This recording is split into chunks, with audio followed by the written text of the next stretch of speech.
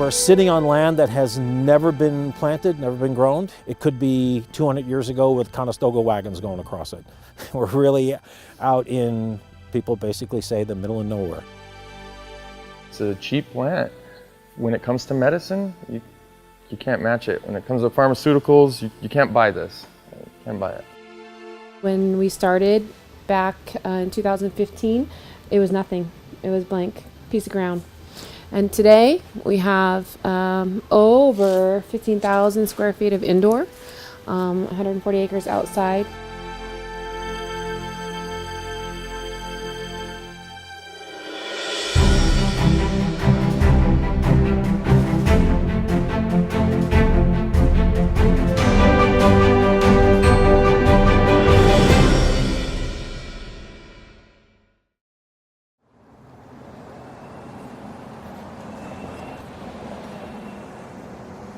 Hi, I'm Josh Long. I'm here in Pueblo, Colorado, more than 100 miles south of Denver.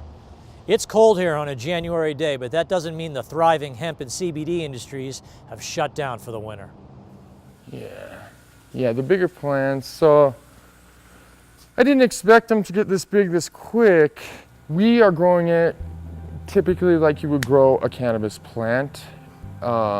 We want it to produce the oil, and the oil is produced from the buds, the flower. Right. And so we want to produce more of those buds, more of the flowers where the resin comes from.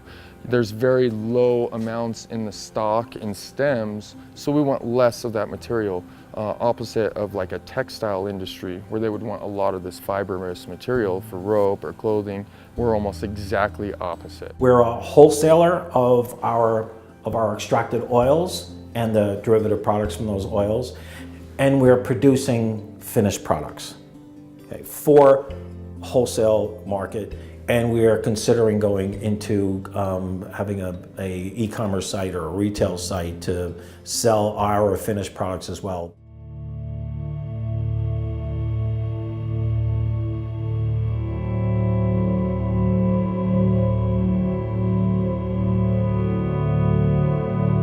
Continuous. So once we harvest, then we keep going. You know, there's never an empty space at this facility as far as product is concerned. The number one consideration here for someone to grow here is water. We don't have water rights to the Arkansas River. How do you get your water? Well water here, it's spring water from the mountains, so it's runoff and aquifer water. Environmental stressors stress it out and make it think that it has to defend itself to THC. So it's important to keep this plant extremely healthy during the vegetative and blooming stages. What that does is let it create, it lets it express its genetic potential, and its genetic potential is CBD.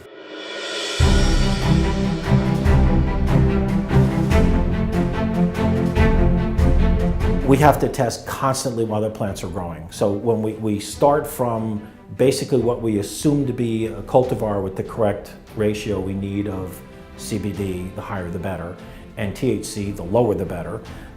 While the plants are being cultivated, we have to test them constantly for the THC content and monitor that, because our plants have to maintain less than 0.3% THC by weight in the plant. And what happens if they don't? You have to destroy your crop.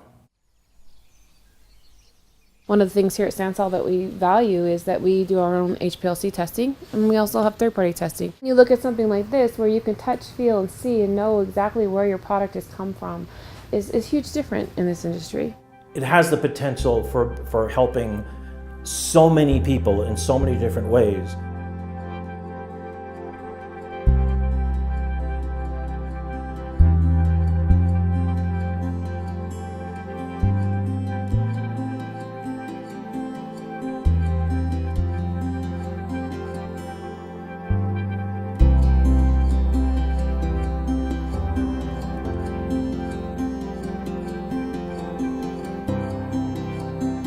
She refused to take it.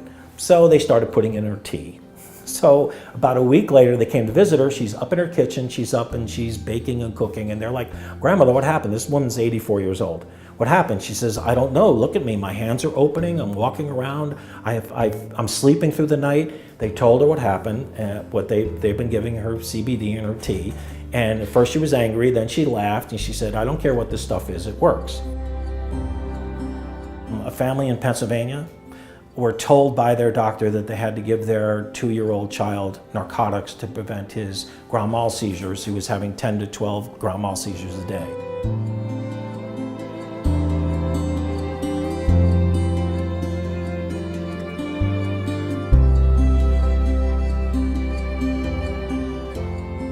Within a week, his seizures went down to maybe 1 or 2 a day. The intensity decreased.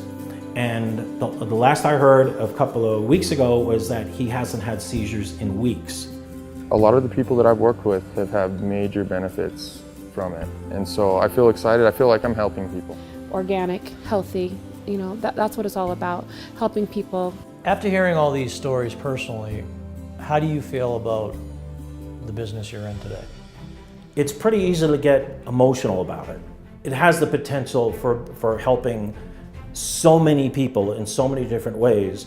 One of our slogans is rooted in purity, healthy plants, healthy people.